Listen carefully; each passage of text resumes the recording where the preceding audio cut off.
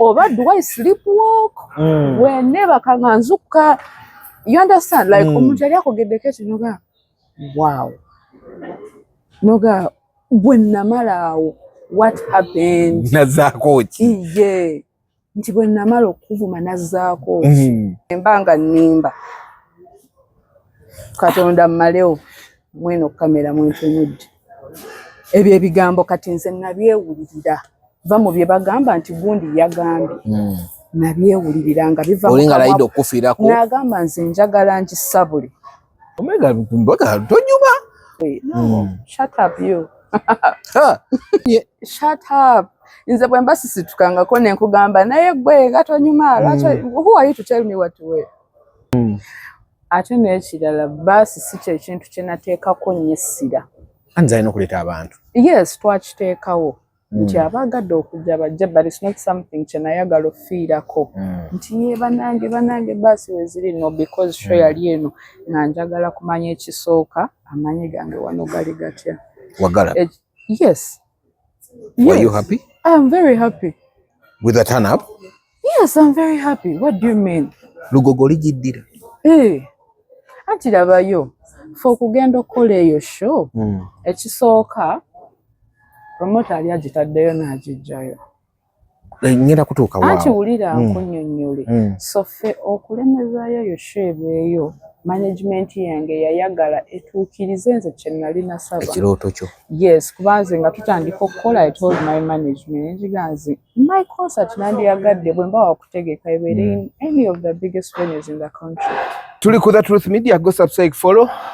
Ndi ne Omega256, a person who relocated najje Kampala akuba ekyeyo gwendi naye sawa zina ali Bulaaya akolera Bulaaya naye nga tukoledde ku climax climax buli kimu kye weetaaga weekiri climax Monday tubeerawo n'akasendeekerevu osobola okujja n'owummula n'olya n'onywa n'oleeta abantu ne bacakala. Tuesday tubeera n'endongo live band ebeerawo n'ojja n'onywa kabiyako no live band abayimbi ab'enjawulo abakubba ekikadde ekipya byonna tubeerawo ne Sam Mugagga. Sam Mananka omumanyi? You should know that guy. Sam what? Mananka. Sam Mugagga. Bebo government be yawa studio. Abaana mwe record wali ojuddeko studio bwe recording owayo mutwalo no recording. Erimu Dr. T, eri Mengo. Okay. I think I heard of it. Yes. Like anajiwulira koko naye. Kati beba mulimu Sophie Nantongo, mulimu Dr. T, mulimu ne Sam Mugagga. Otekayo mutwalo ba producing iroluyinga. Yeah, gwa cleaning. Government yajiba wayeba sasula. Okay. Sound ya vaya aliat. You should try. Kati go no tubulira. Does your sound match? Basa okukolya no mutwale wala no mastering. Okay. Process so kana baje kuyamba. Gadde okumanya ku mwana atasobola kutwalibwa sound engineer. And kati mastering is a little bit cheaper than process eno yonna. So kati anyway it depends go koza nayo. By the way it depends ne go koza nayo. Nayo era kisente zenkana nga ko watu kiro gena mu studio as a slow mutwalo. Kitegeza talina. Mastering. Kitegeza nakadeka mastering atekaliyo. Okwa ogendo no nye Steve bane. Najyo kisege. So wano wetuli babera ne pizza Monday buy one get one free. Friday tubeera ku pool party, Wednesday waliwo bagita poolside oba enjoyment something like that. So every lunaku kubeerako ekyakabi climax we tubeera nino Omega soko buze ku bantu bannange muli mutya mwasiba mutatu anyway soko babuzeko mulwamu mbadde ndakubuuza naye kanti beko obadde kubuuza janko anytime waliwo jitekayo ku machanga mbagambye mwasiba muta it's okay wona babagira bidde bagamba mulire muta abantu mulire muta kati bizona bona bibabuuze mulire muta mwasibye muta mukole byonna bibabuuze konga mwasiba muta abantu mwe kampani yangu mulireje kandi mulije kampani na mukama na balinda kanchi kampani kansubire Gwe kumanya awo bw'otuuka awo. No, I'm not kumanya. I just want to be sure neme. Kati ngamba kansubire. Yes. Kati nange nabankubuze kino ngamba kansubire ngamba kampamye. Okola ki? Did I say it wrongly? Kampamye. You're using a very, very wrong accent. No, that's not my accent. Then let me leave it. Katukusonyiwe. Konka kampamye. Okay. Yes. Kati your accent yeyo. Yes. Okay. My name is Omega256. You can call me Queen of the West. Queen of the West. Yes. Kana shemera kwa guitar show. Truth media kwetuli. Mazima merere. No hiding. Ekisooka njagala mumanyeze ndi muntu mukulu sinimba. Okay, that's one. Kati ne bwe nimba, no one is going to beat me. I know. I don't have a reason to lie. You don't have any reason why we should be lying. Obulamu bwange butambulira ku mazima. Ku mazima. Era kyovola ndi wano. Truth media osobola okwogera amazima. Oli otya? How is Ndongo? Ndongo is okay. It's, as usual nze mbagamba nti Ndongo eri interesting. How? Buchange kutamye. Yali ekutamyeko. Emirundi mingi nnyo. Ntama nenga oba nzireyo mu kyalo nnime. Ne bambi nezijukira kali akaana kebbirira ne kagenda mu studio. No, I cannot let that girl down. Nengamba n'ekirala Katonda ampadde omukisa nze nina wentuuse. Of the many occasions Ndongo lwekutamye, mpayo only 3 occasions zewagamba n'ogamba naye Ndongo eno kanjite. Because I remember one time, it was way back, it was your first appearance in Spark, bakukolya nawo mugundi mu garden yawo kugundi wava na mbarara awali mu flag. I remember oyo gwaita Sam Mugagga oba Sam Mananka kubadde kugamba kituufu alina ssente. Uli Omega wagambye mu kituufu olina ssente. Nze ssente nziwunyiriza. Awunyiriza mpunyirize. Kati oli yebbire kasodde. Eyavudde South Africa. Ayinamu obubiri. Babawaddemu obubiri. Katuweeko. Naye akyazirina. Milioni ebbiri eza Uganda. Omaze ennaku 10 mu karantiini. Talina. Gwe madde nkyakugamba. Of the many occasions, only 3 tugenda kustandika esooka eyokubiri eyokusatu. The very, very first time when nagambira nti ndowooza bino ebintu mbiveemu kekabanga kennamala nga nvudde eka nga nnyingidde Ndongo nga sinafuna breakthrough nga nkyali awo. So haso yali y'amaanyi nze natuuka nenkogga nga ndabika bubi. One day nzikanatulako lumu ku booda nenfulira nga omwoyo tulaba oti naye ng'owulira akagumba ke katudde. Akata kebbina. Ate still toyina bbina. Kati olaba siyina. Naye wano waakiri mpulirako ka cushion. Naye kati it was worse. Natuula nempulira nga nengenda awo ku referral hospital y'Embalala. Nengenda bankebere HIV ne cancer. Nga teweetegeera. Nga ndaba mpeddewo kati nze nga simanyi nti oba haso oba bizibu. By then nga tulya bubi. Made you go test for HIV? Yes, because I lost weight so bad that I thought I was dying. Naye nga waliwo gundi ze nali siraba nti olya bubi osiibira osulira kikomando na Rolex olidde obulungi olidde chips. Nazo zikaza. No, not your kokasa over there. Anyway, omubiri good drying out. No, good drying out like. Yes, so kati natuka ku point regretting. Why you left home? Yes, nengamba netandika ku regretting nengamba nti oba nakola nsobi. Okuva ewaka. Yes, oba this is not what I was even supposed to do. Nengamba oba nzireyo waka naye ate nga nina mu kiri ekigamba banaye ogenda kuswala. How did you leave home? It wasn't good. Had you finished Okusoma?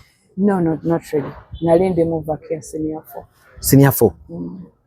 You need to go back for adult education. Who says I'm not studying? Oh, okay. Good answer. Yes, I am. Kuba nayagala nnyo maleyo. Ate nayagala nnyo ntuukirize ne ekirooto kya muzeeyi wange kye yaninamu kuba yaninamu essuubi ly'amaanyi sijja kulimba. Musuubirye ggwe n'oyitamu. Kati ate nze so nayinamu that regret egamba nti kati ate bwe naddayo ate kati natwala ekkubo eddala of which ne bye ndi mukola biri way different. Kati nvudde ewaka I'm looking like a failure. Nzizeeyo ntya. So I did not want to go back in that way. Nene tukane ngamba ze nawandiikako n'ebbaluwa. Nziwandiikira taata wange kati nga njagala mpime nga mmanyi waka ssaawa 2-3 waba waggale nga njagala mpime obudde obwo ngende n'ebbirire ngisindike wansi w'oluggya bimanyi bye by'abazungu zindike wansi w'oluggya naye enzigi zaffe gazimalayo paka wa anti naye wabaawo kanakapapula kayitamu naawe. I thought of it nenjiwandiika ebbaluwa eyeetonda nga njagala kudda ewaka naye saagituusa. Olwo ng'obeera wa obeera n'abaani? Nabeeranga ku studio kuba ebiseera ebyo omuntu eyansayini nga yali producer nga ntandika yali producer. Oli kawala kato otandise okubeera ku studio temwayingiramu ebyobukaba advantage no kye namwagalako bambi yankuuma nnyo. Era ebbanga lye namala awo sijja kulimba nze saagendako mu bbala kale he was more of a parent. Ate nali mutya nnyo oyo guy nga manyi sometimes nti bwebalabanga you have no way through they take advantage of you. Yes, true they do. Naye ate wenaviira waka sayangu afuna that exposure y'amaanyi nti wakave waka obeera mu bbaala obeera otova wano ekisooka nze mbala nali nti otambula reason being tawuni yaffe si nnene nnyo kati nga manye essaawa yonna nja kuba ogwe kubeeka ngwe ku muzeeyi ate kyabaawo namulaba nensala ekikubo nga tannandaba kuba mumanyi nali manyi wandabira kwanzise oba akusanze mu tawuni oba akuweerawo oli tayagala. That's how hard your parent is. No, he's not hard, but I think he can be short-tempered, but he's not a bad guy. He's a very, by the way, very good guy. Luvannyuma n'agamba owaaye nkoze kyaki. Ndowooza simanyi naye ye muntu okusobola okubeera n'omunyumiza ekisiru n'akutunuulira nakuba oluyi nga tolusuubira nakuba oluyi nga tolusuubira kati that is a version of him that I had in my head nga nkimanyi bwankwatira wonna wengenda otuukira ewaka nga nze nambunye emisaayi nasala kikulu. So that was the first attempt I had. The second one yali ya COVID nga tuli mu lockdown management gye nayina contract yaggwako so unfortunately we did not renew. Eggwako nga mulimu? Yes, yaggwako 2020. Era project gye twasemba okukola yali bagita Keeza. So bwe yaggwayo nampita bulungi n'aŋŋamba ebyaddala njagala kutekenga a different route. Yaŋŋamba yantuuza bulungi n'aŋŋamba mulango olaba ekiriwo njagala kudda ku this side endala. Yali ayagala kudda sambadde saagala kwogera nnyo ku his business ebintu n'agamba ne music ayagalamu wamu. Yes, n'aŋŋamba njagala kugoba ku kino na kino. I feel like I will not give you enough time. N'aŋŋamba so for now, so by then manager yali asasula ennyumba buli kimu era he did not rush me. Yaŋŋamba take your time. Ennyumba gibeeremu? Yaŋŋamba gibeeremu, take your time. Bw'owulira nga you're set, you can move out. Era naawe kati tosobola gibeeramu nga temulina bye mukola otandika okwekubiriza. Kati nange neekubiriza nnyo nze ennyumba sagimalamu nnaku bbiri. Definitely. Kubanga kati leka nkulaga ekintu kino. Oli akugambye sikulinako buzibu take your time. But temukyalina kye mukola as business. Exactly. Kitegeeza nawe weeteeka ku pressure. Otuuka n'ogamba sha bw'agaana okusasula rent. Definitely. Ngabanga sina kiddako mbolo yakugoba indirectly but at least yaŋŋamba bulungi ekyo kituufu yagala bulungi yaŋŋamba take your time bichi and it was all good. Sagimalamu nakezi era bwe yaŋŋamba bwekyo ntandika kati ofumba obwongo awo n'ogamba music najjamu waaki nga neegezezaamu kati atawo nga nfunye ku breakthrough kati atawo pressure yali different. it is different bwoba tonafuna breakthrough abantu nga tebanakutegeera kati bwoba ofunye ku breakthrough nga abantu bakutegeddeko pressure eba yanjawulo so nayinamu pressure eri egamba kati ngenda kukola ntya nze beera one hit wonder batandise okutegeera yes already nayinawo ennyimba 2 nayina ninteerwa that was my breakthrough then oluyimba olala olwaddako lwali weekend so nengamba ngudde ebyange biwedde mandaba siyinaamu you had not saved anything ate saved what jukira mukola sente ne management ejjake ezayo nawe nekola kyekuwaddeyo you understand kati nawe ng'omuntu togenda kumira manager buli saa n'omugaa njagala kino njagala kino nze I'm not that kind of person era bwe mba nina ezange ngamba netuuseeko kino yes because nze akyetaaga I have my money bulaadi pressure zankuba nezirinnya nentandika nga sikyebaka nenkubira so I thought about my sister kubana nebuuza kati mbalala ndagewa olonga mwali bamaze bisettlinga ne daddy ewakanga bisettlinga era nga tonnaba kati nebuuza mbalala mbadde nze muntu atayagala kusumbuwa abantu netunulira mikwano gyange gyonna nga blood ebyaddala fena tuli muhaso kati ate nga saagala kujja nze nkuteekeko badde nyange jukira ngenda kujja senti mbu ngenda genda noonya omulimu nga bwolaba gino egya bulijjo nkole there is something I'm trying to build osange nga nkutaddeko expense yange olwo ng'ogende wa boyfriend ate aliwa yankyawa gari Omega lino otugenda tukawo yankyayira omuhaso embeera bwe yatabuka n'agamba leka ze wa n'avubutuka ekikomo basajja muli babi nnyo kati nze nali nansinga bwavu ne heartbreak kati obwo obulumi obumanyi bankyayira awo nga walaba ennaku you saw days nga nkubira sister wange bali babeere ne Kampala I called my sister ne mugamba ekiriwo kiriwo kine bwe kitukoze tutya nagamba no you come linya bus so by that time bali baliftinzeeko wano gondi eyokubiri eyasooka ebatugamba we baliftingire bentambula nga basi zitambula naye nga the number social distance yes ate ejjukana akasente ako kabanga kangi yanditutta abantu 6 etwala 3 kitegeezo ino sasulira ekifo ekikalu nezijjamu obugugu bwange bwonna mu kayumba najjamu obuntu bwange bwonna obugoyegoye bikisayinamu bingi era najjamu obugoyegoye awo nembuteresa chali wange mbadde balino gye nabye Kampala ate mbinzijja nabyo ntya nga simanyi na space eri neyenkana etya then you had never visited your sister? No, I had naye nga I didn't get deep kuba bali mu family house so my sister my brother my cousin sister so bali mu banji kati nga simanyi ngenda gena nebintu naye mbitekewa I would rather mbiteresa omuntu bwe manya oba nga nfunye plan nembichima abantu bateresa ebintu bwa White House nga bira atandika obizanyira ojja n'omugamba kawoza kali wano so weno yali store ekituufu naye bambi teyakikola teyakikola he kept my stuff yes yes he's my best friend yanterekera ebintu byange for almost a year ngokyeyiya kuba najja eno kati nze ng'engoye ze nali nina first of all nze nali tomboy we nabiri embalala engoye za kisajja naye yayambalangako mukwano gwo teyazambala bambi kati bwe natuuka nesanga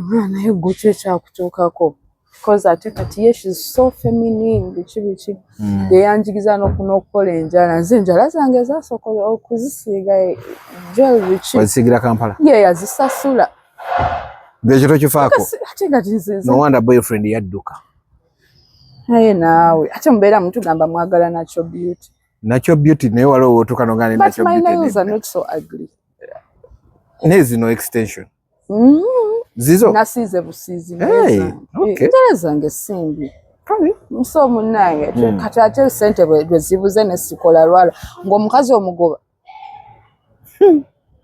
atandika otulabikira obubi abagamba mbu awo ku natural wenkwagala you look so beautiful then all of a sudden mogenda nobeera ne slay queen ayina enjala ezikirikirawo I know but anyway no literally nze ng'omuntu nali sibifaako kozi nayinamu eri kundi ekisajja so ngambiraba ng'ebintu ebiri minor but once in a while I would paint my nails you know cause waliwo era aka feminine energy lwekajjamu ayambala kapatra biki naye obudde obusinga nabeera nga mweyo gundi that kind of energy modu ya tomboy so nituuka engoye natandikanga kwambala za sita nga ngenda kwambala ebyange nanga tojja byambala say wange not here tojja byambala era nga kwa wear that dress you look so good wear that skirt so just like that with time after a very few months when I meeting kati manager wange Nash yes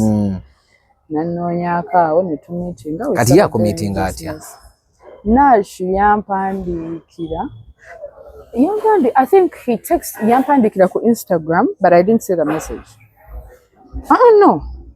Yeah, he texted me on Instagram so I would like to meet you, discuss business.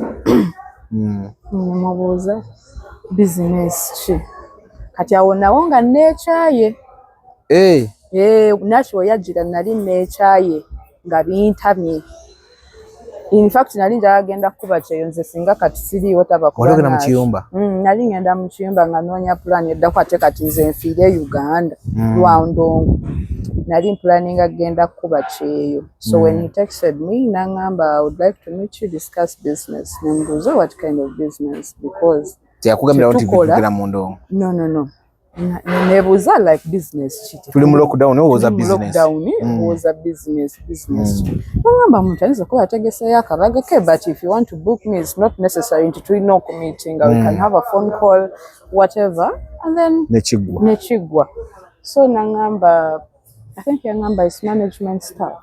Yeah, okay. That was quite interesting. So I gave him my number. Now, Kubida. Number, can you meet today? By then, I didn't end up kuchenyanja. I didn't end up Mundongo. Naturally, wangantwala kuchenyanja. Nembi balabala mukati wenkulagira nti byali bintami.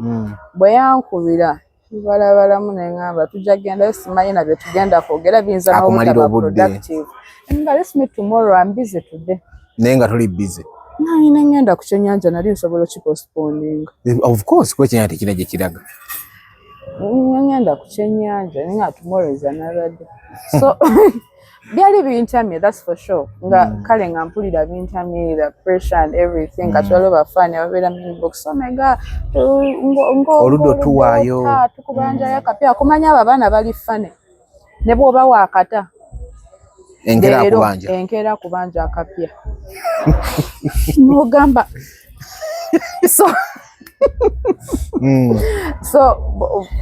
the fans as well bosakambira pressure bakujjako oyinza n'obanyigira bambi naye ng'olumu abamutuufu kuba kati nze luno nduwuliriza ndukoye njagala olulala but Sunday meeting at Nash we had a very very promising conversation olwo olunaku obulamu bwange bwakyukirawo nga temuna kye mwakoze nga tetunayingira studio nga tetuna signing a contract obulamu ne bukyukirawo yes I'm going to tell you how obulamu bwange bwakyukirawo that very day twagenda ku Pakalast wena mu meeting ya nayinamu 10,000 so wenkubira nembala ngenda kulinyawo boda 2,500 nakebera safe boda gye nali nkozesa ebiseera ngenda ze 2,500 nemmanya 2,500 okomewo ebyokulya ewaka ojja kulya ewaka nja kulya ewaka munaye siteeka nti nina okulya mu restaurant so when I met him but then soka nanjiwamu awo essala kati ate ekyewuunyisa nationally I knew about him naye nali simanyi afaanana atya because he had worked with Becky 256 so enyanga ndimanyi era yali mukwano gwa sister wange. I remember even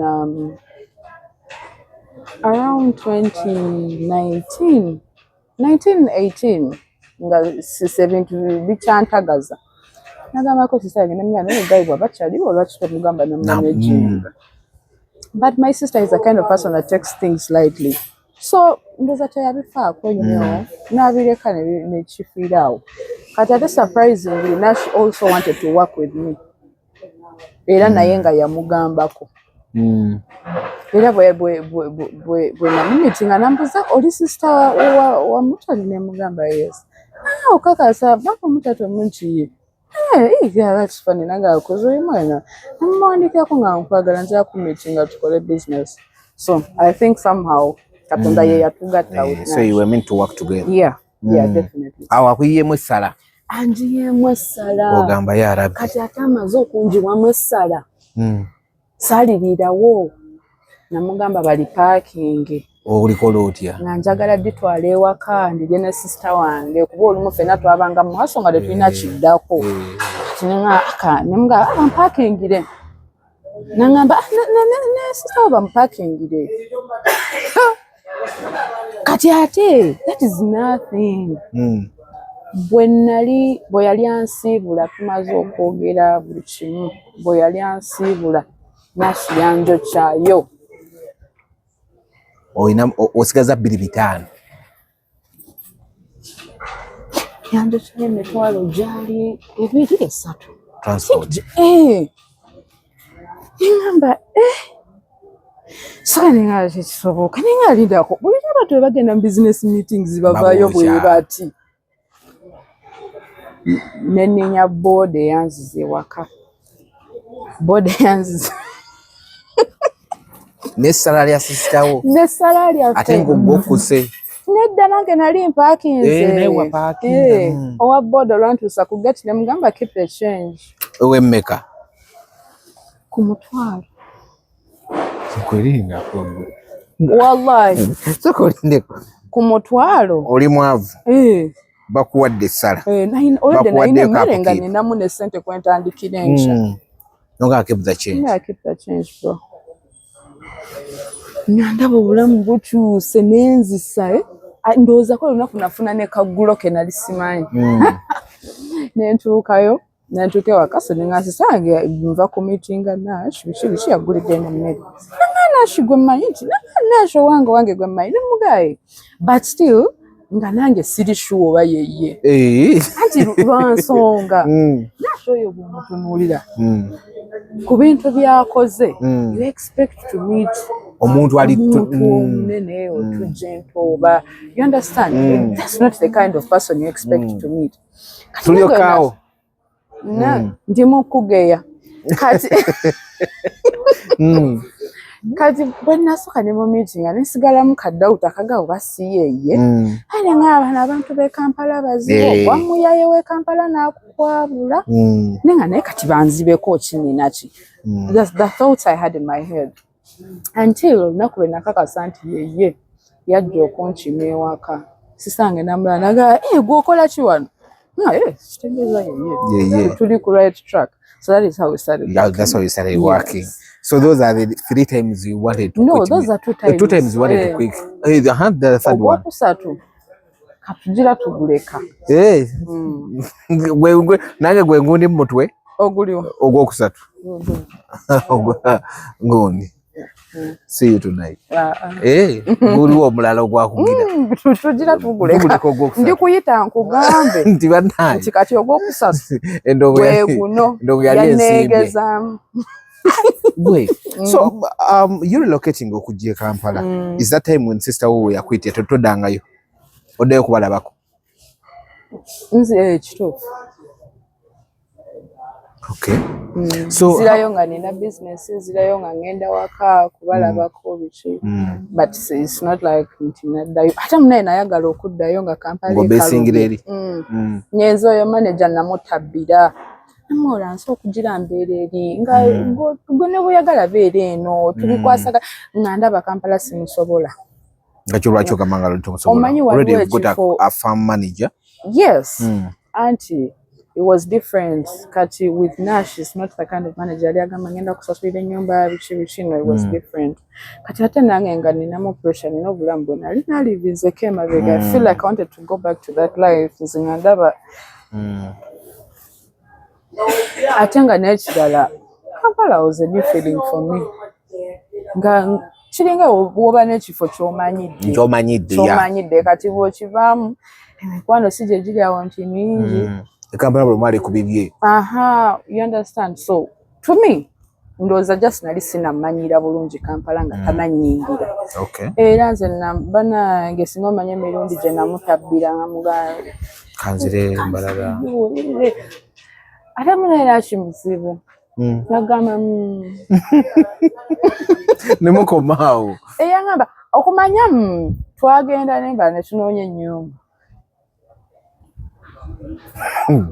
ninga ye mutima akimanyi toddayo nga mutima akimanyi siddayo obanga gamba munayo bakyoyagala kola kyoyagala naye nga gamba nakyo kyoyagala tugenda tunoonya ennyumba nga sisanga ngamba naye mwana gwe kiki neno wali okay. But somehow I got used. Yeah, you got used. I got so used. when did you reconcile with your dad?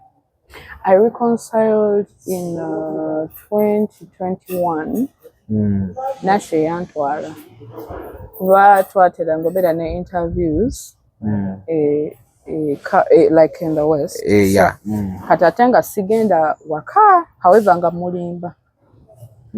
Ngera bwe tuba tutuseeyo nga mugamba ntopinga ano ngenda soka wachali wange male ngende waka ngamba kale ngampayo zampadde nangaye zino za mukadde muweeyo nga omanyi kati gwe newefuula omukadde n'ozirya. Of course kati mba nino egenda nziwe mukyali wange akadde kengenda okumala ewuwe nga ye ni Nasha amanyi oli wa mukadde nga Nasha mbeera nga mbuuza bali batyamuga abalungi paka lumwe namwatulira ne mugamba mazima ne mugamba siri waka banga no nobody situkaka but still it wasn't so long. Nangamba no Omega you need to go home. Nangamba byonna bye tukola omuzadde wo omwetaaga and you need his blessings so much. Nangamba you need to nga tetulina kye twakoze naye tuna recording na luyimba. Nangamba nga tulina kye twakoze let's go nandi agadde osooka oddeyo waka mutereere buli kimu kibeeroke natugende waka ntumitinga ne muzeeyi ne twogera and everything nekibeera kawa. Okay. So that has been a little bit of a background. Kati we coming on a music side dance okola ne Nash. How did things go? What was your breakthrough cause wali bali bakumanyidde nnyo mu West nga everyone agamba Omega inawo nsebe erinnya lyo eryakubira nga buli omu agamba yembalala eriyo buwala nga buli omu. You know Emily Chikazi was my supervisor Abantu TV nga ye immediate supervisor wange mawulire. So she wake up one day n'agamba agenda Bondi naye we yali atandise okuyimba eno erinnya lyo yalyogerako bagira n'agamba angenda nzirayo naye waliyo bangambye Omega naye ngenda mulagako bikibi. So there's that time erinnya lyo lyavugira. Did you ever think that you make a breakthrough in Kampala? I hoped nze ntambulira nnyo ku ssuubi. Sinaamu kino ekintu ekigamba nti sijja kulimba. Deep down kabaamu naye at the end of the day mbasaagala kwemalamu maanyi. So just mbaamu neryo essuubi lya mashallah oba inshallah nenga one day oba osanga nange ndituukako eyo babe nga bambukinga Kampala nyimbe mbe nga nsobola okutuula like on a big national TV nange bankyazeeko you understand benga basobola okumbukinga let's say in the West Nile. So I hoped for those things naye nga simanyi this. I'm not the kind of person again okugamba mu myaka 5 ngenda kubanga ndi wano bintu bikyuka oyinza okuetaano n'olaba nga yes God can humble you.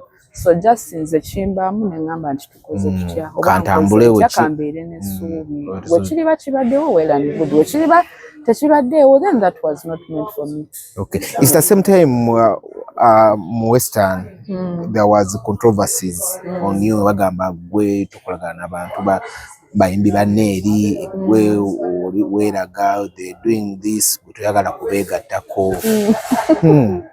Kituufu nabiraba but simanyi na kyensobola kugamba about that. Simanyi na kyensobola kugamba about that okujjako okubuuza abayimbi. Kuba oyinza okuba wakiwulira ku muntu nga blogger nga simumanyi tamanyi. However nga ye bw'aba tandabye nti ntambudde n'eggundi. Oba ogeze ku activity yaguno yes, kati ate ekyogamba nti Omega yeemati. Munnange nze sigenda genda nga nkakasa buli omu nti nedda seematira sikola kino.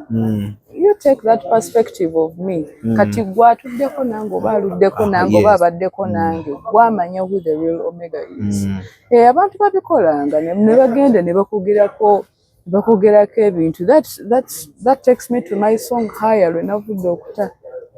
Yes, kuba mulimu line egamba nterra kagoma ebeze behama byaba Babylona bakumpenga nti babaamu omuntu agenda situka kogereko okugamba oba spreading obukyayi about you but nga takumanyi takusangangako nga tolina nakiwali omukozi era nga gwe bw'omusanga n'omubuuza nti naye Omega yakola ki nga kugamba tewali kubanza oyo omuntu mumanyi ate namulirako n'ebyo ebigambo nga bimuvaamu. So you know the person is spreading that rumors? Of course so bize bibaawo. You understand? Bize bibaawo. That's the reason olimba salukubira muntu omu. Oh yeah. Yes, bize bibaawo notukanoga naye mukama weebalo kubanga ndi wano wendi nti kino nakino nkiyiseemu. Omuntu n'assuka n'akukolera interview buli lunaku omwaka mulamba nga spreading obukyayi about you. Okitegeera naye era ne wasigala omuntu oyo agamba no nze Omega gunjagala. Ate ne Katonda n'asigala ng'akola ki ng'akwongerako somanyi oba olina okwebaza. So nali mbiwuliddeko but I have nothing to say about that. Nga bwe nkugambye nti mujja buuza abayimbi bakugambe nti n'otayagala ku associatinga naffe oba namuyitako ajje anyimbireko n'agaana. But nze sigenda situka nkakasa ensi. Koza abamu bali batese bagamba okuva lwe wajja e Kampala okwebalaga kwagira olinga ogamba nti abantu b'Embalala they didn't raise you. Cannot. Ate how? Like musically they didn't raise you. No, that is a lie. That is a lie. Gwe lwaki oba onjogerera ekintu kye soogeranga. You understand? It is nange nina ebirooto. You understand? I have to spread my wings. Oba osanga njatuuka ne Uganda nga siriyo nga kati ndi UK. Oba okitegeera nga gye nkikubira because I feel like wensobola okukolera better. But anyway, what I mean is nti abo be bantu bange tekiri kyuka ate tekiri vaawo. Nze okutuuka okujja wano e Kampala nzire ku kyeyo. Abantu be bantu sawano. Ab'Embalala. Yes, and not only Embalala but the people of Western Uganda. Kuba muji Tujinarolinga to Mbarara. But it is very wide. It is very wide. Nene nnyo. So aba abantu nze be bantu nsiza wano wendi. Ati no sikyogera. So abo bantu bange bakumutima. Okitegeera. That is never going to change because they made me who I am. They believed in me. Okitegeera. Be bampeereza that say yogamba nti I got my breakthrough in 2018. In 2018. Okitegeera. Nti banzikiririzaamu nga n'ensi yonna ne baga kakishimika eshongola. Ate buli woogenda tukolye kaana kato. Naye ekyo ky'okweta Queen of the West abasinga ewammwe tekyabasanyusa. Walabanga nga abantu bakipiningako Queen of the West ani yakimuwa kuva kuki kiva kuki. Because I will not go into the battle ebaddewo wano recently but nja kupickingamu a little bit. Nalabako ba bloggers ba Bom West nga nabo bali against you. Nengamba but they would have come out nga balinga abalwanirira. It is okay munange buli omu talina kulwanirira. It's like a debate. Buli omu talina kubeera ku proposition side. Era wabeerawa okusinga kuba ffenna tulina endowooza za njawulo and everybody has a different perspective of me. Mwabo wajja kubeerawo agamba kakawala oba byekakola tebiriiyo. Waliwo nti omuntu akola statement n'ogamba nayo eneva ku mutima. It is okay. N'ava ku the fight eriwo n'olaba ng'agoyinze deep. N'ogamba beba Babylon benayimbako. But ekyo kintu kya Queen of the West. Munange sakyetuma. It came from my fans. Nga bangamba ogenda mu comments.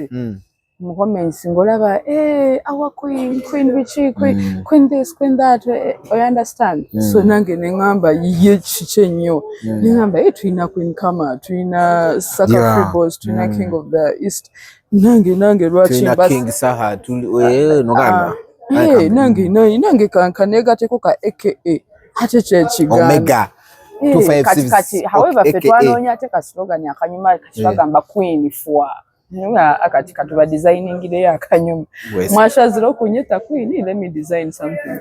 So yeah, that's how I came to be Queen of the West. Naye atenze sachiteka kombwira nakati nawabayo mulala yagala, it's okay. Naye asolo chetuma. Chetuma, it's okay, but I'm a queen to my people, to your my fans, to my Omega bites. I'm a queen. That's where it comes from. Okay. Have you done a show in Mbarara, a big in the form of a concert? No, not yet. Why? Why did you start from Kampala? Nothing I never gamba ndi kucheyo. Anti omuntu ova kucheyo no gamba Nze bwemba wakola show ewaka. Umutima gwange I would want it to be a free entry show. Ngeri nze bantu sekufa. Omanye bewerera abantu sekufa. Sekufa. No, we've had a free show in we've had a free show in Kampala that was Levikson one a Kosovo. My God, twabula wetuita. It is through that show. It is like one way I can give back to my fans or my people. Njagala nnyo nti ne bwe wabayo omuntu atasobola sasula sente ziyingira abenga asobola okujja. At least atekemu ka transport. At least atekemu ka transport naye ku mulyango akole ki. Ate kati twagala zino sente ziganya okuwera. No. Isn't it giving your career for free eri abantu bobadde owereza for that long? Because those are the people that have made me, so I'm not giving out my career for free. It is not. Omuntu bwaba kubeereddewo n'agamba nti you know what this is, nkukiririzamu you can do this and this, na kusupportinga in a way lwaki goba teweevaamu n'ogamba ibambi omuntu ono kambeeko ne kyemuddiza.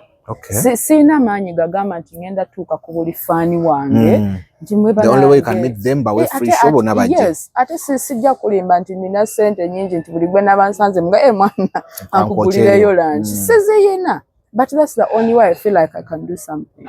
Which at least bw'oba onjagadde nnyo ng'onyumirwa music jangu tunyumirweko olwo olunaku. For free. Yeah.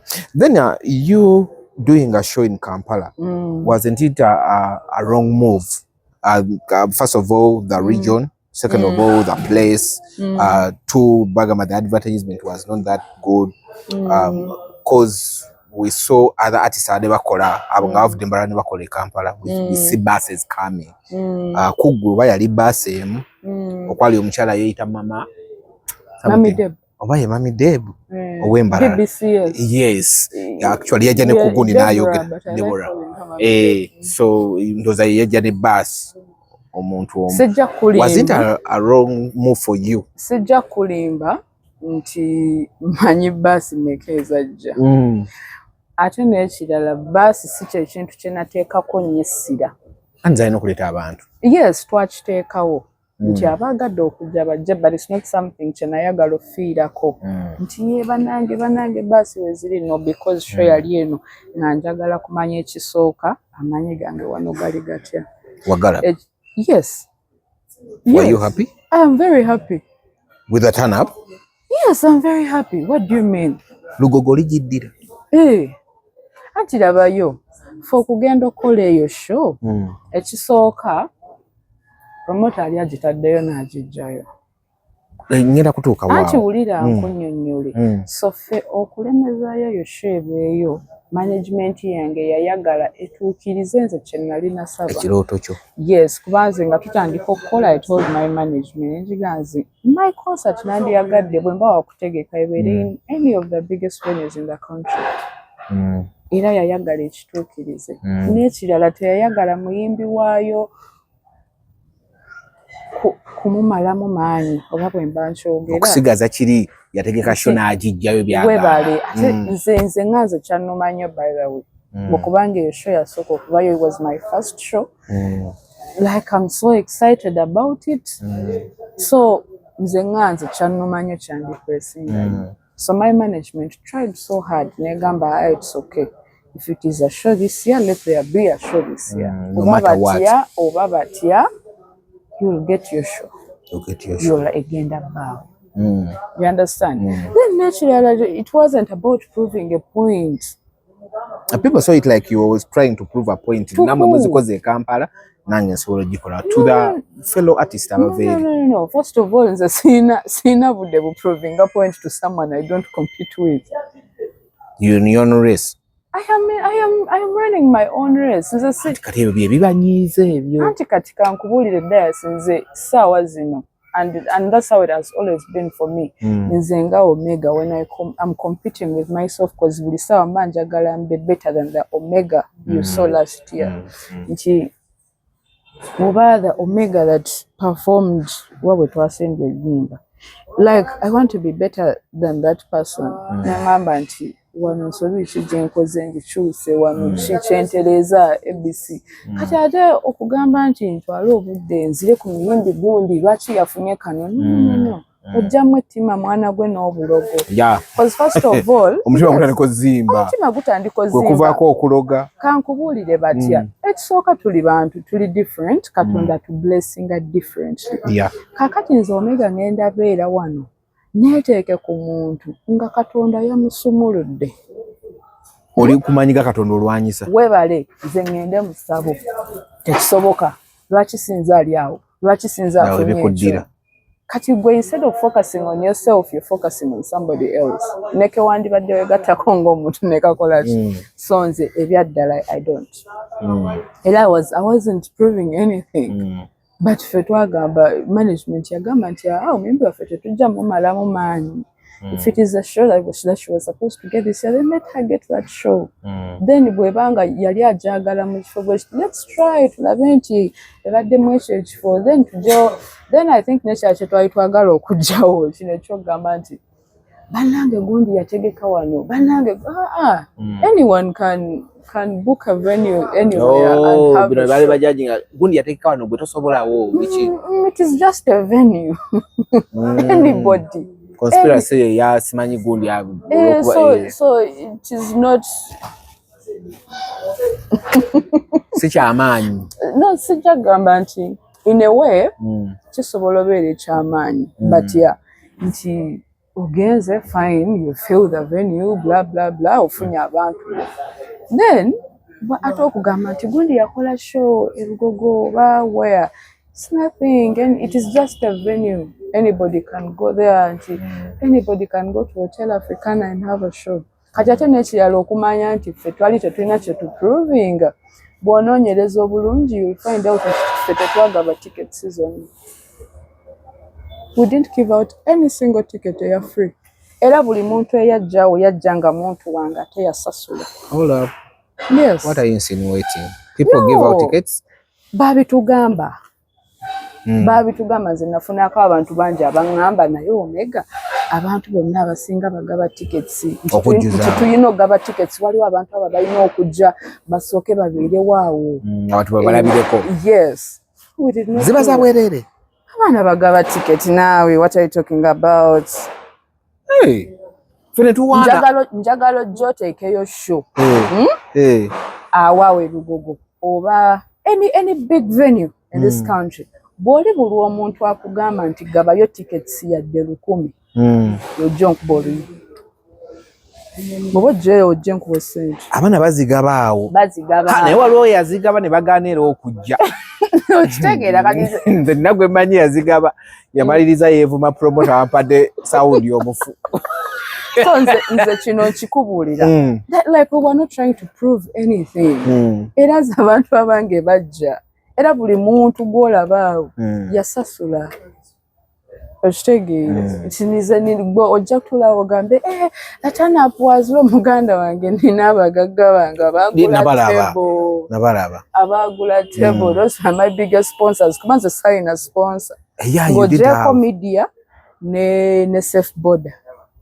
Ate safe border kwa bulango. Aha. Bwa kugundia. Bwa social media. Bwa ku safe border. Then n'abantu ne basalira emiwendo like okutambula. Naga wabadde olukumi wa 5. Kuba wabeerawo abaana be bateega. Teyakuwa element?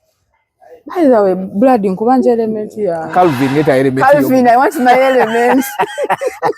Kuba manyi bayino baba bayino kuwa element bayino kuwa ne reflector. I have a reflector na element sajifuna Calvin njagala element. Bye kubirabo byewafuna musho. Ebyemu kubyo na yezo shona jifuna mu ebintu bingi. Yeah. So many things by the way. Atena kati njagifuna. How? Nga turn up wisinga loss. Anti mwe mutunulira turn up. Naye bwoba oyagala bwoba mugwe olinamu kiri ekigamba nti nze nakola loss njagala noonye buli service provider eyakola akugambe nti yava ku show nga abanja. Bona wabasasula. Abaservice provider be Kampala tebazanya. Singa bali ku media. Ne bagamba bana Omega. But everybody got paid and I'm so thankful. Okubanga Katonda yampereza abantu nenkola nabo. Sebintu be banange mulabira wano ku Gondi. Ekirala nze nagaano gaba tiketi lwansonga kwewala obuvuyo bwa revenue. Genda oteekawo wali ogabe tiketi abaana bajje. Barange kubala pa head bakusaba omusolo. Mukwano nga toziina. Bakugambe buli tiketi tujagalako mmeka 10. Kati ate kwa batwala 30% per ticket. Kati ate waliwo bano abantu abajja kubeererawo. Nti namikwano gyange ba DJ bali bangi abajja by the way. I had so many DJs and MCs. Abamu tebakola abasinga tebakola na kuba najja ko backstage nimba sana agambe Omega n'okola ezo sente ezo notanjo kyayo okitegedde but nze kumbe wagabye ngabe.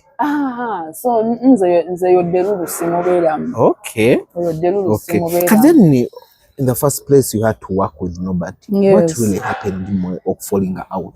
Ye amaliriza agamba oyina omutima omubi oyina empisa embi tokolaganika naawe. Sandyagadde kuddamu ebyo ebintu sijja kulimba kuba I feel like byaggwa. Yes. Byaggwa. Sandyagadde biddamu. Yankosaako kye yankosa. What happened. It is irreversible. Naye Katonda amanyi amazima. I know. Katonda amanyi amazima. Fo kubanga twali tutuuse ne kweri ebbanga lye twali tutuuseeko. Nga mukone muno kubanga mukyakwatagana. Kuwanga dotuuka awo buladi. Kuwangala omwezi ogumu kwebiri. Buladi ennaku zino ne bw'omala wiiki emu relationship for celebrating anniversary. Bitu si byangu. So kye ngamba nti it is one of the things I remember nenjagala okukaaba. Kuba ebyaddala olaba nti neekaza. It is one of the things I remember. Oyagala okukaaba. Nempulira enyiike mu mutima gwange. At least gwe tulinga Kibirige yali n'atugamba sijja kukaaba ate namwe n'atulika n'akaaba. Kibirige naawe waswaza abasajja b'ebirevu bonna. Kama naye musajja gwe nende tuleke. Kwekyo ekirevu kyonna n'ogenda mu kamera n'okaaba. Era sigenda kukaaba. Teyandibadde Kibirige. But anyway, all in all, sandyagadde kuddayo. Sijja kulimba. It is something that buli bwe nzijjukira ebya like what was said what happened. But you never clarified why. I did. You did? Yeah, I did. Nogaba nango omusajja anzitira migwa naye siwe kiri. Nedda teyanzitira migwa. But I just came out and clarified era nenjogera amazima nze sirimba. Okay. Sirimba. Era sayinansi if I had been wrong I wouldn't have come out. Naye natuka nesaba Katonda ngumye era nangumya nekiyita. Things happen, nebi passing, so I wouldn't want to go back to that. So let's go into social media. Social media has been so critical and so hard on your dressing. Tebakutegeera nyambala yo. Temwina gitegeera. Omega mboga tonyuma. Temwina gitegeera. Because nze bwe nyambala kimpa mirembe. That you a star. Abantu bakusubira okufuluma ngo ofuluma oba different way. Muganda nga sigenda fuluma buli sawa nga netimbe bling ngende wali musana nga ninga gundi. Musoda. Nga ninga chandelier. Ngomasa umyamyasa. Mwecho kye musubira nga Abafirika. But that's not how it's supposed to be. Like bwoba muntu weyambalire gwe nga gwe kiki kikuwa emirembe. Nze lwaki onteekako enninga mbu you have to wear a certain way. No, shut up you. Akobagambe tobase busi. Ate what? Wabagamba shut up you atuvumye. Shut up.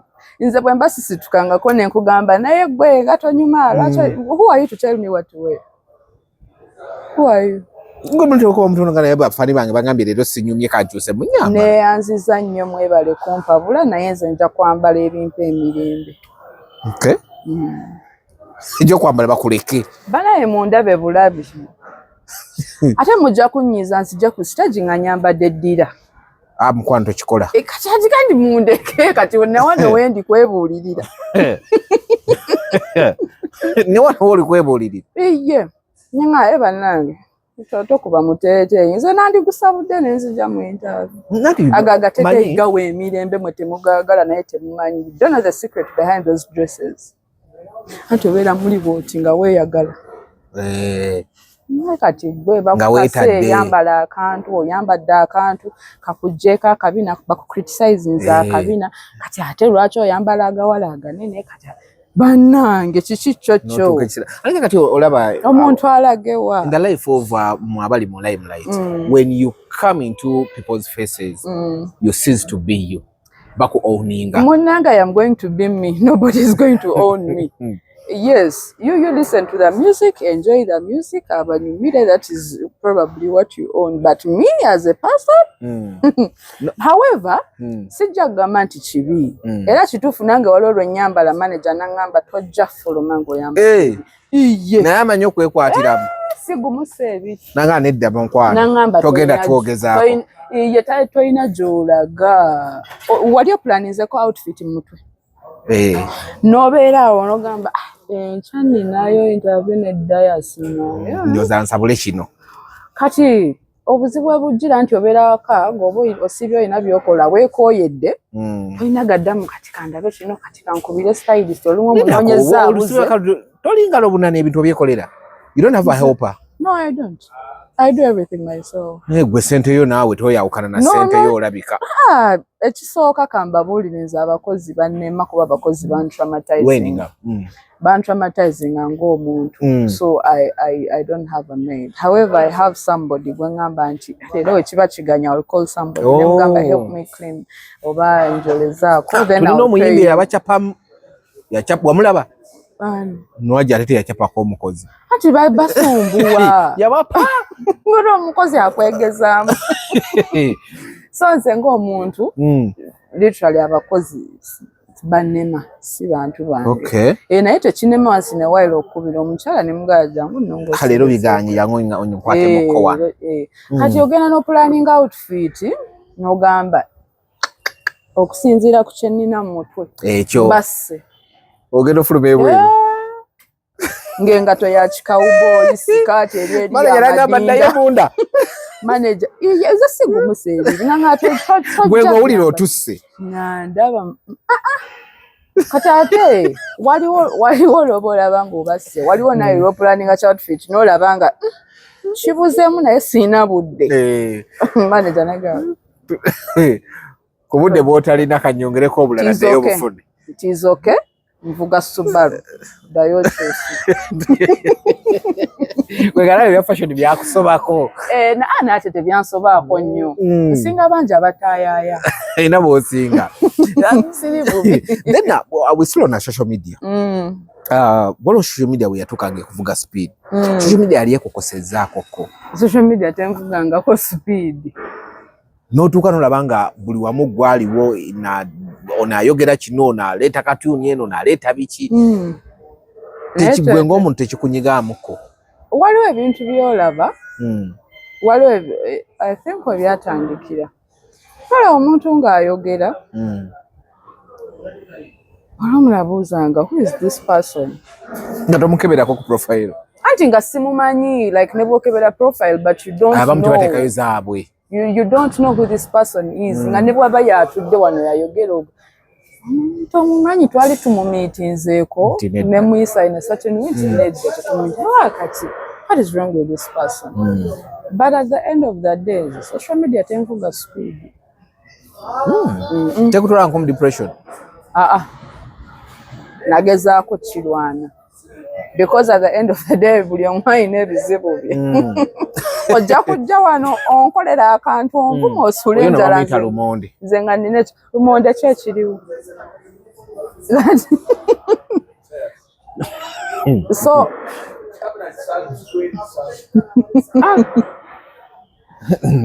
kale ate ffe tukuba baliwo kati so nze nagaana ekintu ekiyitibwa social media okunteeka mu depression.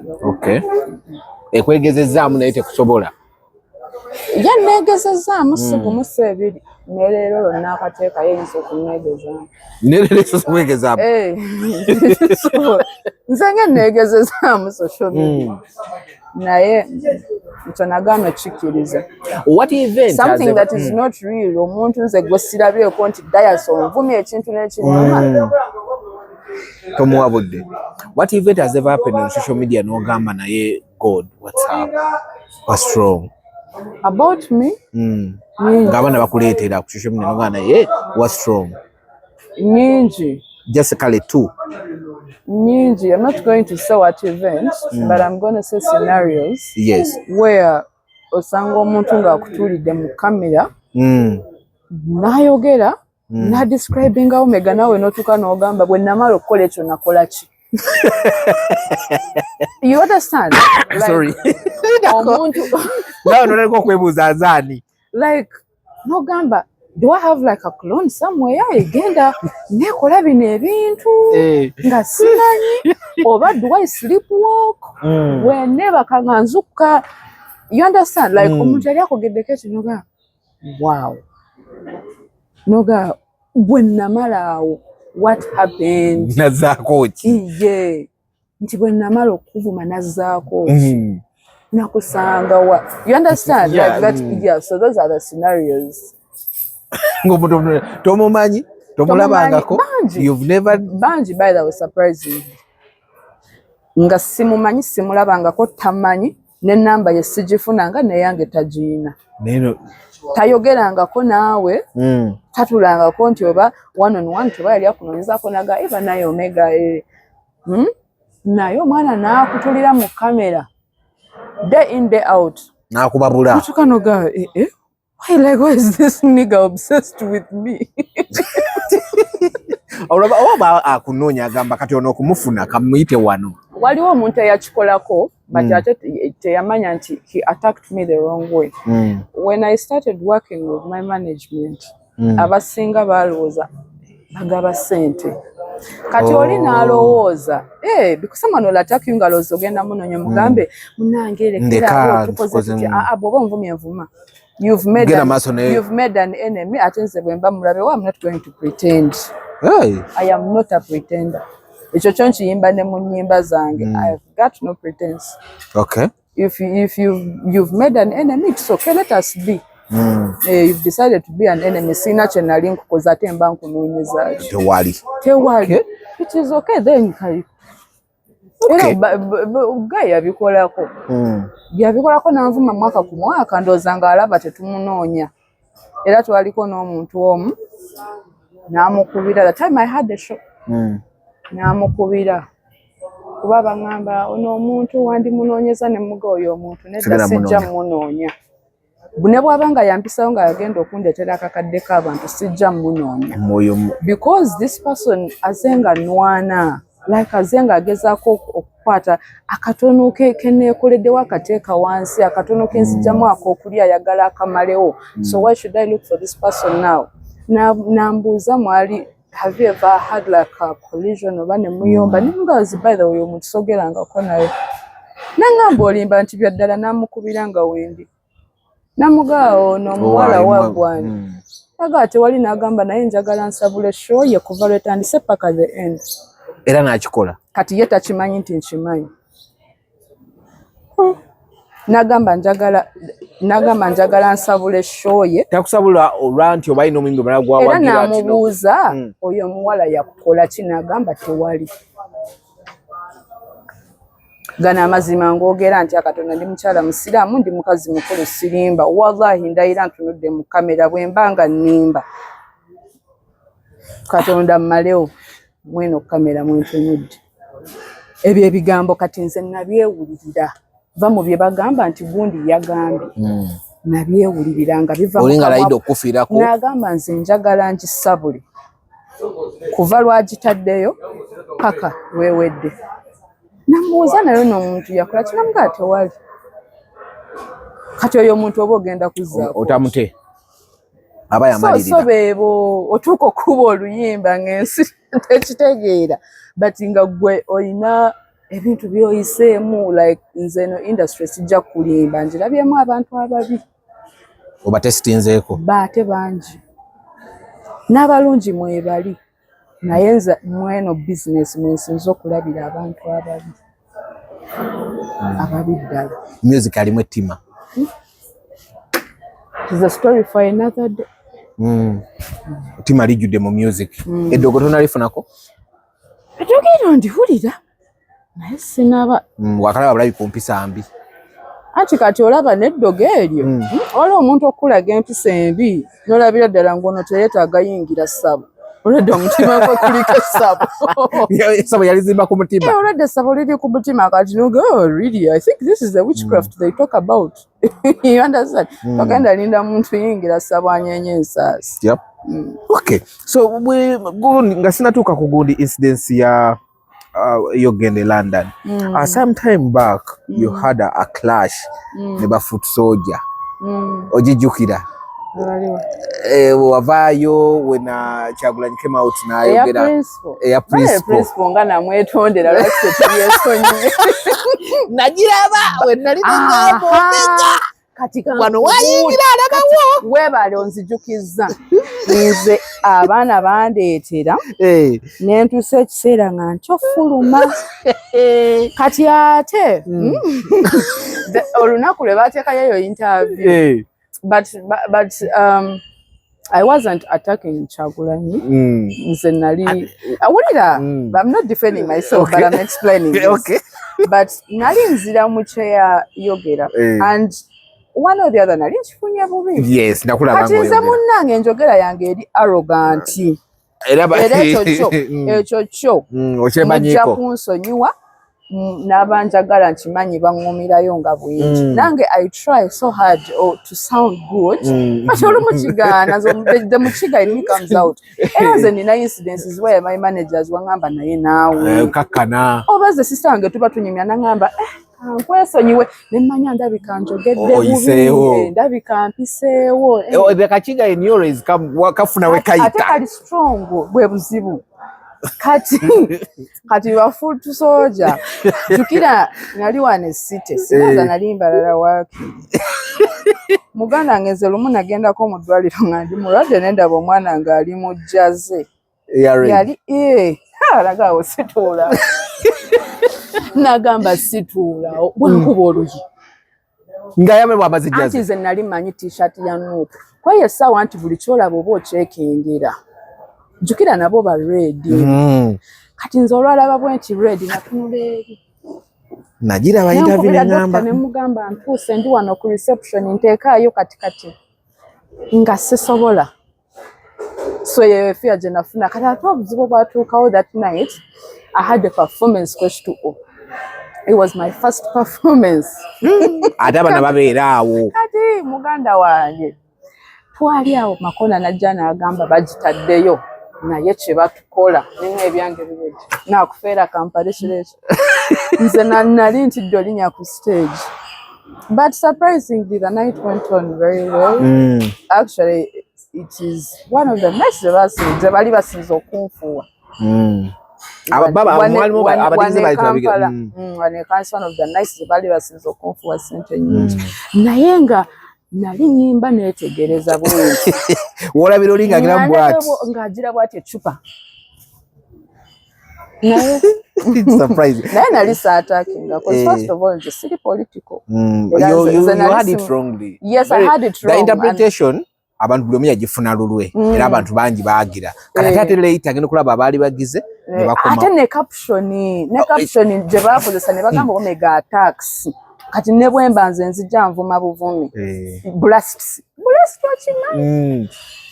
Ayingidde omukulembeze w'abantu. Blast yanfukira blast yanegeza. Kana ngeno okulaba ate era again okisanguddewo ate ngeno okulaba ng'oyingidde wa federation. Naye bannange Omega. Federation ekisooka kya byonna. Federation ku side yange. Nkyemmanyi mujja kukatema mu maaso awo. Nteekemu a few moments later. Naye so far Federation side yange tesobya. Federation yambeererawo we nayina show. Basupportinga nnyo. Okay. Otangaza misiri mwana bali banzise. Bali bakuse. Wait, I want to talk about the UPRS thing. Okitegeera otya? Kisinziira bwambuuza ekyo ekibuuzo. Kiri wide. Tukinarolinga muko kati ng'ogitegeera otya? Everyone has failed to understand it. Abasinga. N'abagitwala bennyini they are not giving a proper explanation. Bavaayo balwana bulwanyi baataakinga. For the interviews zonna zendabye. Like you see someone ye mukulembeze ate mufo ky'okunnyonnyola bali bamwata omanyi ekikudifferentiating anti oli mukulembeze. When they attack you, come explain. Thank you so much. Yes.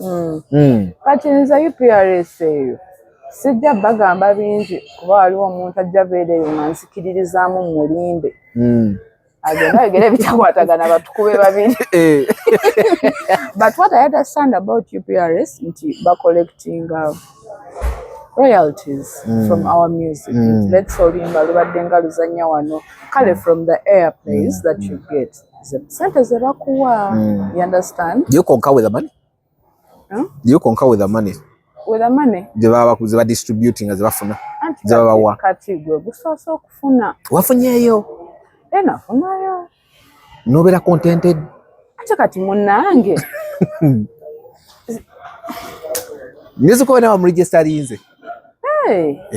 Wakoze ekituufu kubanga music gyali etteeka lyafulumye oba music register oba register naye bagenda mukunganya sente naye bawaawo bokka nze naye nze bw'oba nga kyenjagala okumanya katono nnyo nga nvudde ku mulamwa bw'oba nga ocollectinze sente mbadde nsaba UPRS mu nnyinnyonnyole kino ekintu bwe muba mu collectinze sente z'omuyimbi nga tali registered naye mwe ne mu collectinga sente ze through their music muziteekawa zikola mirimu gya UPRS egiriwa lwaki temumwesonyiwa oyo omuyimbi oba bwe muba nga oyo muyimbi mumumanyi ne mugamba nti we are collecting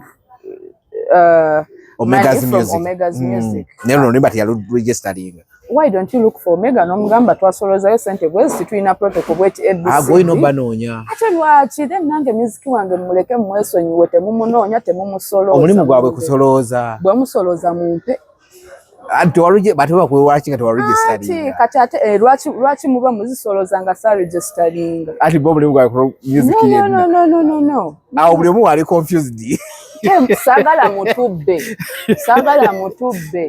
Kuba waliwo omuntu aliyo nga tanategeera kiki nnyini kye mukola naye nga muli musoloza ssente ze. Bwe muzifuna muwe ssente ze. Reach out to that artist. Abayimbi tulina social media platforms biki. Namba za mwe nabazina. Thank you. Munoonye nga bw'osobodde okugamba nti tukollectinze ssente mu music wo. Mugezeeko munoonye oyo omuyimbi mumugambe nti tubadde twacollectinga ssente bweziti from your music or from your song ABC. Mugambe naye either oba oyina sooka registeringa oba oyina kukola bwoti ne bwoti tukuwe ssente ze kuba tuziyina. Naye gwe lwaki onsolooleza rent n'omulya? Mu nyumba ezitali zizo. Okay. I built my houses nenziteekawo. Yes. Ozosoloozezza. Kituufu. Bwe kiba kyekyo ssente zaffe muzireke.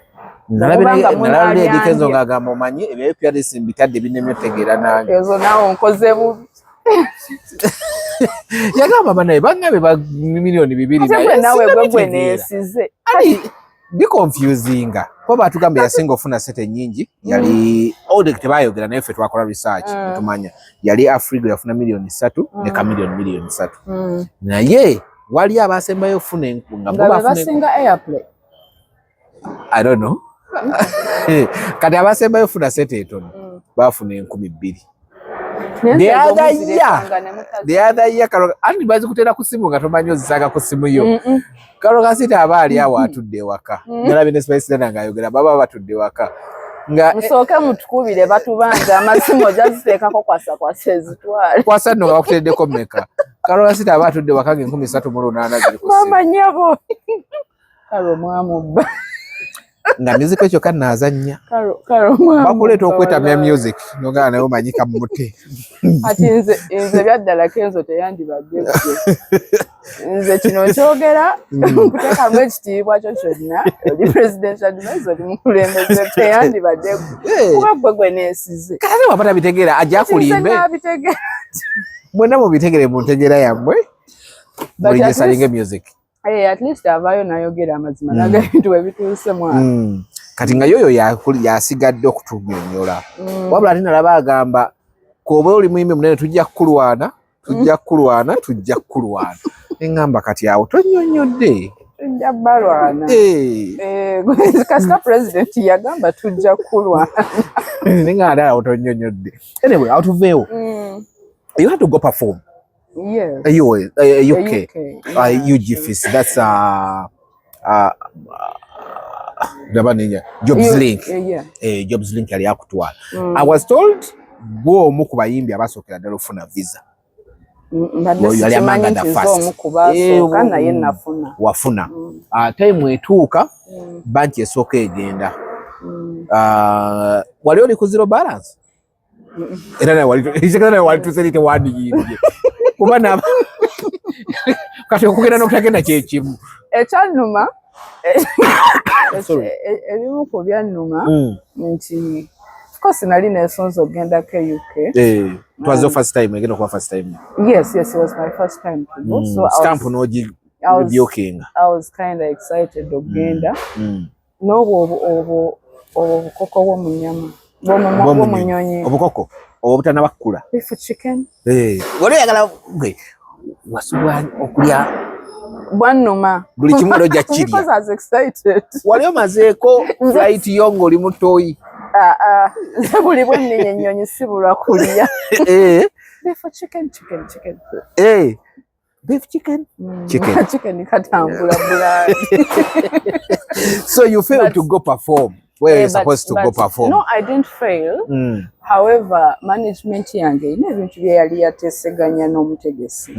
So nga ayina ebintu by'alina otuukiriza. For me to go there, so ye ng'omutegesi, he didn't teyabituukiriza. So going to Nesanga Sigens just like that. Yeah. But I had the visa na yenga omutegesa ina byatatu kiriza be bali batesako ne management. Yes. Kuba wanigambye management omanyi kangende at least no guli egeneko mu katabo kange. It's okay Elijah.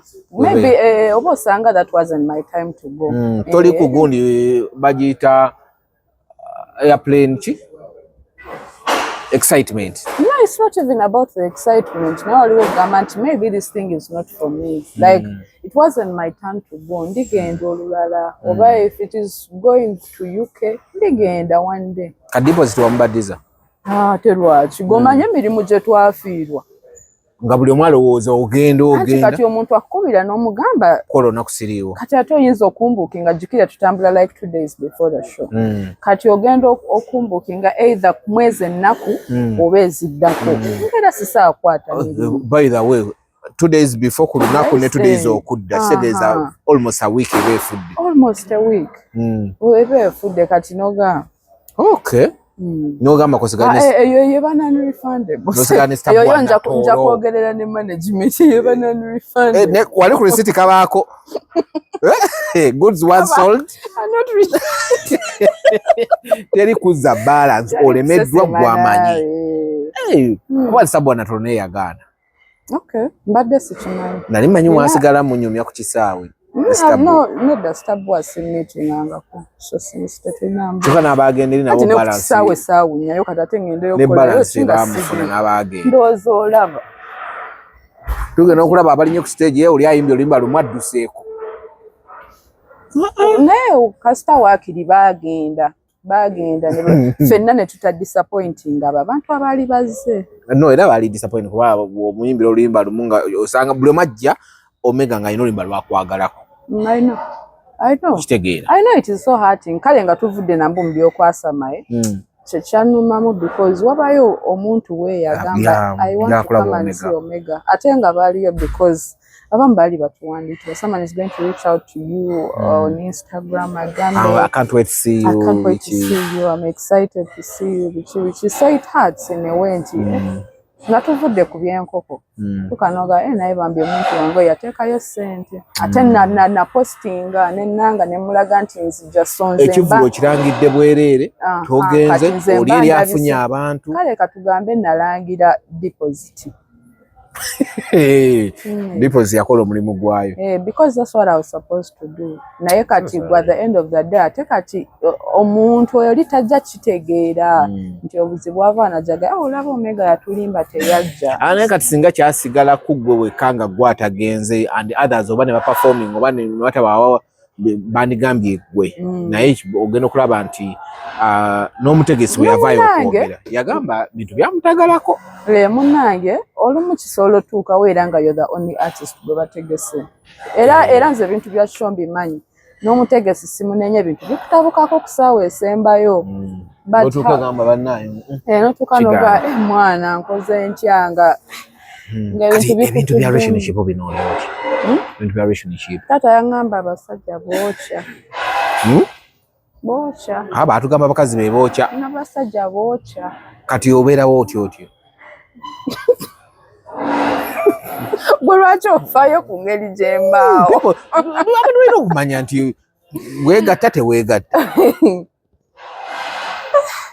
ekigambo kikubyewo bubi nnyo naawe mwe mugenda mubuuza abantu nti gwe gundi weegatta oyina boyfriend? No, not a boyfriend. You have a man? You have a sugar daddy? No, I don't do sugar daddies. Nedaka is a munang Omega don't date. Omega you don't date? Omega to dating. Ontadde mu personal life ya Shamimu sawazi. Oh. Just sobola kunyumya. Kati ati Shamimu ya dating. Of course, muntu. Okay. Hey, naye alina obulamu bwe bwaliivu. Kati saa zino oba okyaziza Omega. Sikirizibwa kunyumya ku bulamu bw'oli. Kati one more question. Police. Condom, who protects? Londa kani akuuma. Police. Condom, who protects? And kisinzira way and when. It doesn't matter anti way over when. It matters. zona situations nze kubuuziza ku poliisi ne kondomu ani akuuma nze nalabako omubbi kankuwe the reason why I'm asking nalabako omubbi ng'abantu bali bamukuba nga bamufunza nadduka neyetwala ku poliisi nemukuuma poliisi yamukuuma kondomu tekola ne bw'ojambala bwoti naye ate era nga otuusa okufuna STDs n'olubuto poliisi awo tekuuma anti kyekimuso tebikwatagana naye mu bulamu bw'omuntu ate bw'asinga okwetaaga byombi buladi byombi tubyetaaga waliwo asinga nga buli kaseera alina okukubeera okumpi nze saawa zino siina I don't have a condom with me I don't move with it but do you have a police with you but it's ndi kumpi oba nsobola okukuba era nowa pharmacy osobola omukubira nti kola delivery buladi otukira ofune namba ya pharmacy kitegeeza oli mulalamu oba totudde anyway tubadde ku That Truth Media go subscribe follow mbadde ne Omega256 bamuyita Queen of the West gwe kikiriza kigaani yakyetuuma ebisigadde gwamanyi are you planning any concert soon year 2 of course tonabonerera ate kubonerera ki okubonerera ki okulya kale sabo nina okukola concert ewaka naye Kampala yo concert wa Jason ate nenje sonyiwa yaki era obudde bunaaba butuuse era nja kuddamu nti naye kakati bw'oba oddamu okutegeka togenda Lugogo genda ku cricket genda ku gundi Kololo airstrip wonna olaba njagadde just aim higher of course yes kale mubadde balabe balungi we meet some other time any other artist tujja kubanga